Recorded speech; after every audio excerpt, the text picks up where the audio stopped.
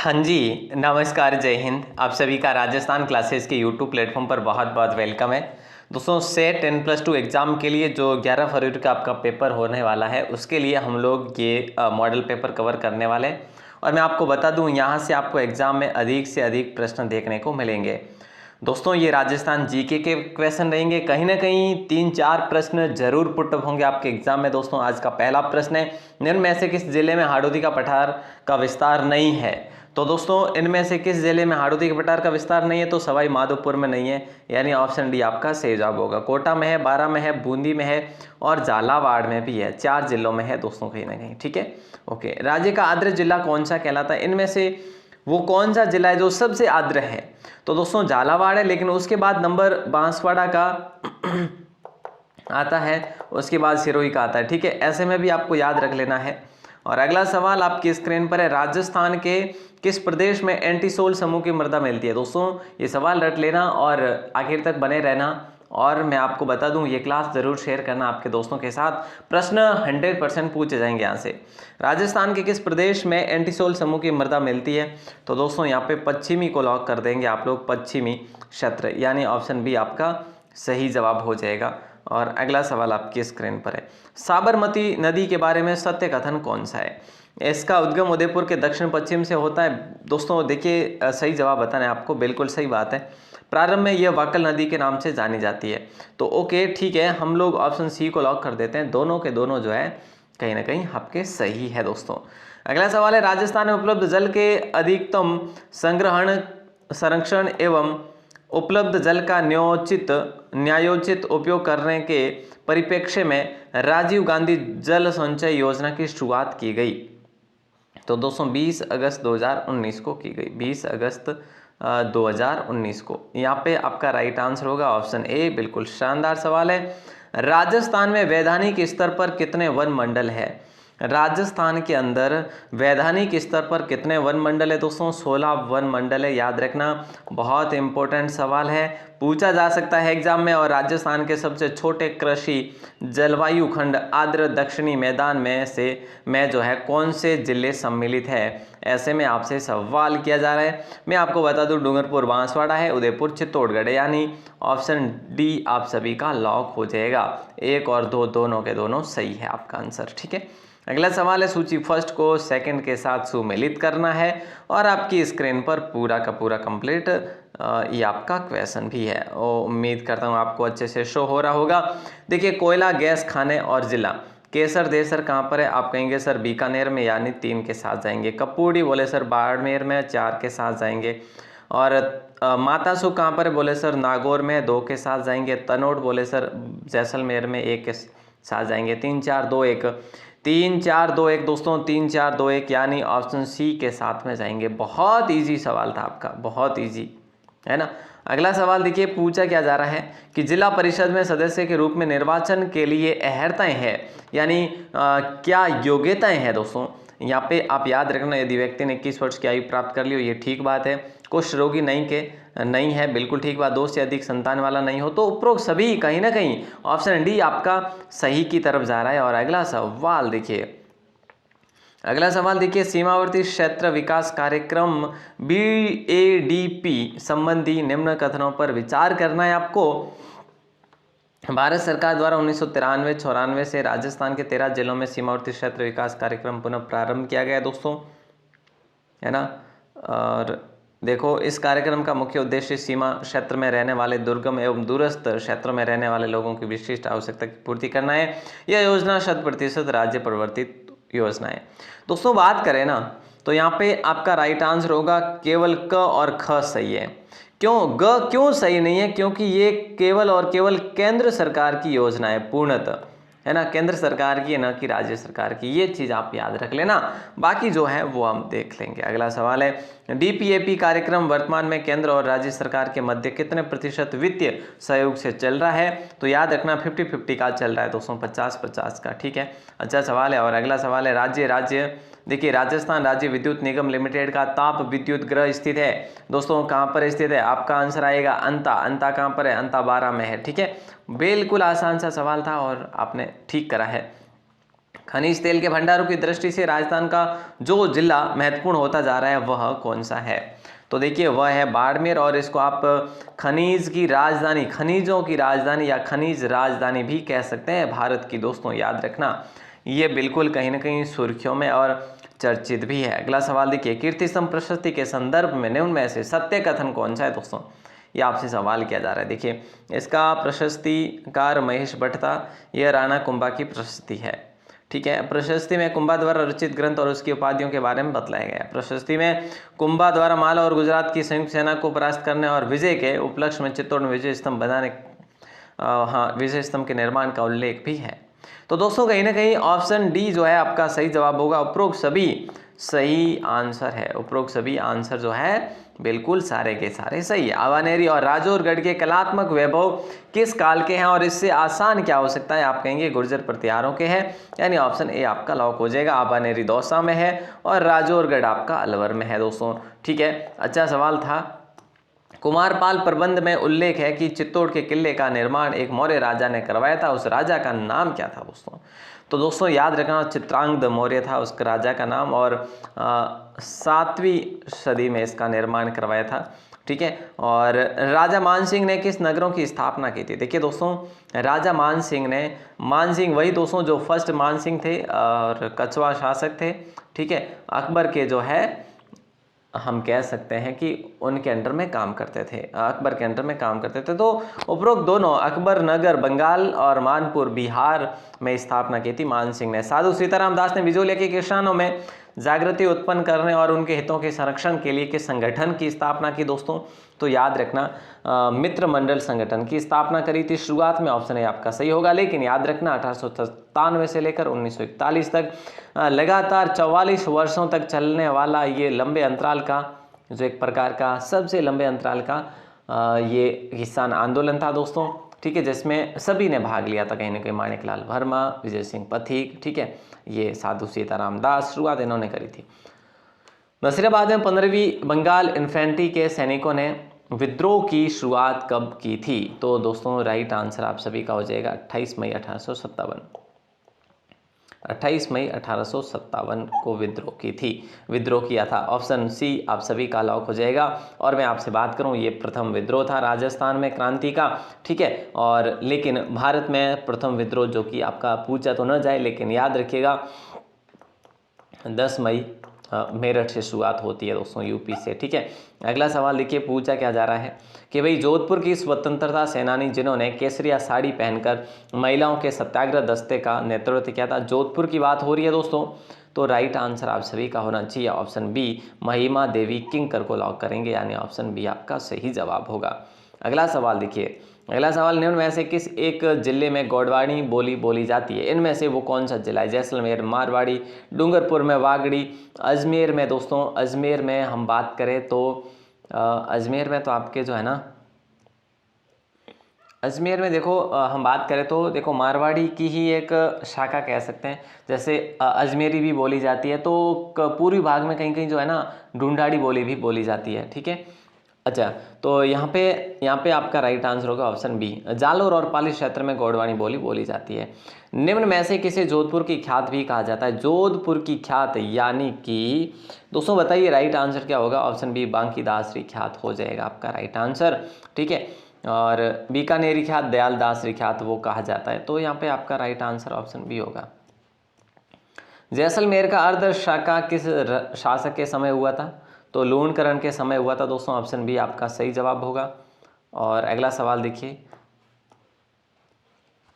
जो कि तीसरे शाखे के रूप में भी हम पढ़ते हैं जैसलमेर में।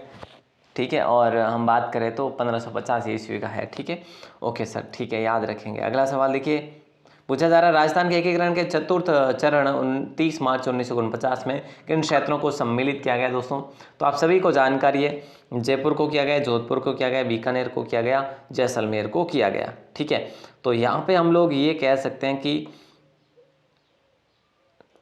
एक और दो दोनों, यानी ऑप्शन ए आपका सही जवाब होगा। मैं आपको कई बार बताता हूँ जे बी, यानी कि जैसलमेर, जोधपुर, जयपुर और बीकानेर, ये 4 बड़ी रियासतें थी और इसका मतलब 30 मार्च 1949 को सम्मिलित किया गया इसको। अगला सवाल देखिए, और मत्स्य संघ को कब सम्मिलित किया गया था?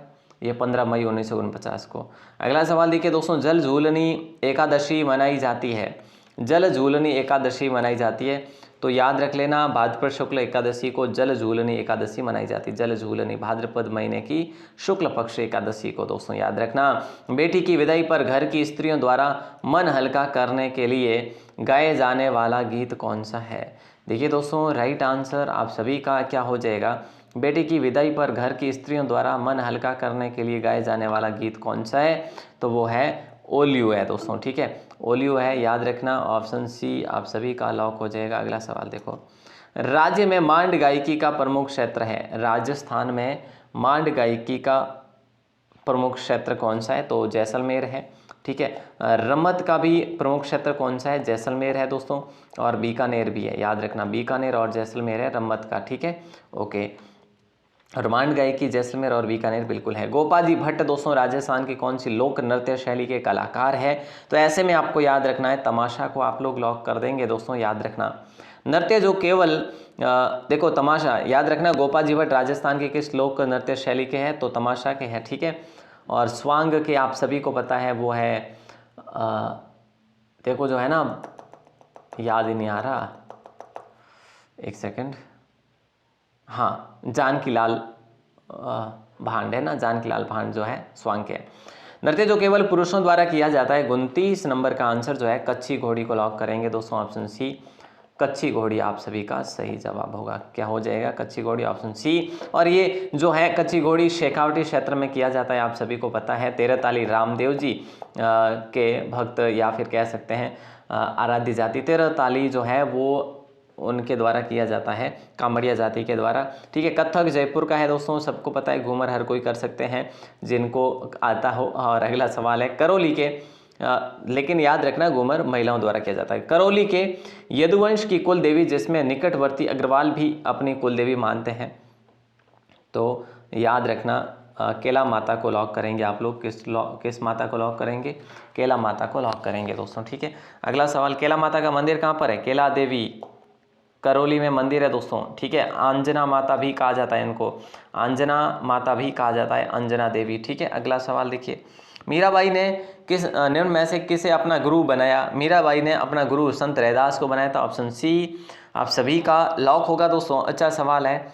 और मीराबाई के मंदिर चित्तौड़ में भी बने हुए हैं और मेड़ता में भी बना हुआ है। अगला सवाल देखिए, आबू के किस मंदिर में पार्श्वनाथ की प्रतिमा स्थापित है? आबू के कौन से मंदिर में पार्श्वनाथ की है दोस्तों प्रतिमा? तो यहाँ पे कहीं ना कहीं आपका चौमुखा मंदिर होगा लॉक, यानी ऑप्शन सी। यहाँ पे विमल सही मंदिर भी है, लूणो सही भी है, खारावारा वसही मंदिर भी है, खारावारा वसही मंदिर भी है, ठीक है। तो आपको पता होगा महावीर स्वामी जी का मंदिर भी है यहाँ पर, और एक भीमा शाह मंदिर भी है। अगला सवाल देखिए दोस्तों, कि निम्न में से कौन सा आभूषण सिर का नहीं है? इनमें से कौन सा आभूषण सिर का नहीं है? बोरला सिर का आभूषण है, टिकड़ा सिर का आभूषण है, रखड़ी सिर का आभूषण है, लेकिन गोखरू जो है सिर का आभूषण नहीं है। 33 का जो ऑप्शन है वो ऑप्शन डी आपका सही जवाब होगा। अगला सवाल देखिए, गोखरू पुरुष जो है ना वो कानों में पहनते हैं, और महिलाएं कहाँ पे पहनती जरूर बताना। गोखरू अलग अलग दो आभूषण होते हैं गोखरू, ठीक है। अगला सवाल है कि निम्न को सुमिलित आपको करना होगा दोस्तों। देखो सबसे पहले आपको एक चीज तो आपको पता होनी ही चाहिए, राजपूताने की कुंजी किसको कहते हैं? तारागढ़ को कहते हैं। राजस्थान के उत्तरी सीमा का प्रहरी द्वार भटनेर को कहा जाता है, ठीक है। तो बी में आपका आ जाएगा 1 दोस्तों, और डी में आपका आ जाएगा 4, ठीक है। तो आप कैसे करेंगे? यहाँ पे सिंपली दे रखा है ऑप्शन ए के साथ में। राजस्थान का दक्षिणी पूर्वी जो द्वार है ना, दक्षिणी पूर्वी वो चित्तौड़ का किला है, और राजस्थान के उत्तरी सीमा का प्रहरी जो द्वार है, प्रहरी हाँ जो द्वार है वो भटनेर का किला है। दक्षिण का द्वारगढ़ जो है आपका शेरगढ़ है, जो धौलपुर के साथ में है दोस्तों, ठीक है। और राजपूताने की कुंजी तारागढ़ हो जाएगा, यानी ऑप्शन ए आप सभी का सही कथन होगा। बिल्कुल शानदार सवाल था। एल्बर्ट हॉल जयपुर की स्थापना कब की गई थी दोस्तों? प्रिंस के आगमन पर की गई थी, राम सिंह द्वितीय के समय की गई थी। एल्बर्ट हॉल जयपुर की स्थापना। दोस्तों कल रात्रि को ये क्लास हमने पढ़ी भी थी 1876 मैंने अल्बर्ट हॉल के बारे में आपको अलग से एक पोस्ट भी दी थी जो कि लगभग 1000 भाई बहनों ने देखी थी, और आप अगर नहीं देख पाए तो ज़रूर देख लेना। पावना गीत गाए जाते हैं दोस्तों, हमारी मारवाड़ संस्कृति में पावना गीत गाए जाते हैं, राजस्थान संस्कृति में, जो कि पावना गीत कब गाए जाते हैं? मेहमानों को भोजन कराते समय, नई ससुराल में जवाई के आगमन पर। देखो यहाँ पर जो है ना, ये जो है मेहमानों का भोजन कराते समय जो है ये मेहमानों के लिए गाए तो जाते हैं, जैसे सगा गीत गाए जाते हैं, ठीक है। और ये ससुराल में जवाई के आगमन पर गीत गाया जाता है, वो ऑप्शन भी आपका सही जवाब होगा यहाँ पे, ठीक है। ये शिशु के जन्म के समय हालरो गीत गाया जाता है। विवाह से संबंधित तो देखो बहुत सारे हैं, जैसे मायरा गीत भी है, मोरिया गीत भी है, ठीक है, और विदाई गीत भी बहुत सारे। कपड़े के दोनों ओर की जाने वाली छपाई जो लाल और नीले रंग में ज्यामितीय अलंकरण के लिए प्रसिद्ध है, तो यहाँ पे आपका राइट आंसर होगा ऑप्शन सी अजरक प्रिंट। और अजरक प्रिंट और आपका मलिर प्रिंट कहाँ का प्रसिद्ध है? आप आंसर बताएंगे सर ये बाड़मेर के प्रसिद्ध है। ओके, बहुत बढ़िया। अगला सवाल देखो, राजस्थानी संस्कृति में खपटा क्या होता है? दोस्तों राजस्थान संस्कृति में खपटा क्या है पता नहीं होगा काफ़ी भाई बहनों को। शहरिया पुरुषों का साफा जो है ना उसको खपटा कहा जाता है, याद रखना ऑप्शन बी। और शहरिया सर्वाधिक कहाँ पर रहते हैं दोस्तों? बोले सर 12 में रहते हैं। ओके, राज्य का वह जिला जिसमें पुरुष जनसंख्या सर्वाधिक है, राज्य का वह जिला कौन सा है जहाँ पर पुरुष जनसंख्या सबसे अधिक है? तो दोस्तों याद रखना जयपुर में है, ऑप्शन ए आपका लॉक हो जाएगा। एक सवाल जिसका आंसर आपको देना है 12 के कमेंट सेक्शन में, ठीक है, वो मैं आपको लास्ट में देता हूँ। राज्य विधानसभा में धन विधेयक किसकी पूर्व अनुमति से प्रस्तुत किया जा सकता है? तो दोस्तों लॉक हो जाएगा आपका राज्य के राज्यपाल की अनुमति से प्रस्तुत किया जा सकता है। और आज के दिन का आप सभी को इंतज़ार है दोस्तों, बजट पेश होने वाला है आज, है ना, 10-11 बजे। तो आप सभी के लिए, बेरोजगारों के लिए बेरोजगारी का कलंक हटने वाला है दोस्तों, यानी घोषणा एक बार फिर से होने वाली। अब देखो कितना क्या आपके लिए जो है वो सही साबित होता है ना दोस्तों। चलिए, तो एक सवाल जिसका आंसर आपको देना है 12 के कमेंट सेक्शन में, निम्न में से कौन महिला राजस्थान की राज्यपाल रही है? इनमें से कौन सी महिला राजस्थान की राज्यपाल रही है? इसका आंसर अगर आप लोग बता देते हैं तो मैं कहूँगा कि आपकी तैयारी जो है ठीक है, क्योंकि अब ये बिल्कुल आसान सा सवाल है मेरे भाई, आसान सवाल है और आपसे पूछा है। अब इससे ज़्यादा तो मैं क्या ही बताऊँ आपको। बताइए दोस्तों, है ना, जल्दी आंसर दीजिएगा। ऑल द बेस्ट आप सभी को, और अपना सहयोग विश्वास अपने राजस्थान क्लासेस पर बनाए रखें। आपको पीडीएफ चाहिए ना, तो आप राजस्थान क्लासेस टाइप करो गूगल पर जाकर राजस्थान क्लासेस टाइप करो। और हम बात करें तो राजस्थान 360 नाम से आपका ऐप भी बना हुआ है, राजस्थान 360 के नाम से, ठीक है, तो उसको भी आप लोग ज़रूर से ज़रूर देखिएगा, ठीक है दोस्तों। बेहतरीन ऐप जो है, इसमें 11 रुपये में आपको टेस्ट सीरीज़ भी मिल रही है, तो एक बार टेस्ट 10 रुपये 11 रुपये में क्या ही है ना, तो टेस्ट ज़रूर दीजिएगा। ऑल द बेस्ट दोस्तों, धन्यवाद, जय हिंद, वंदे मातरम।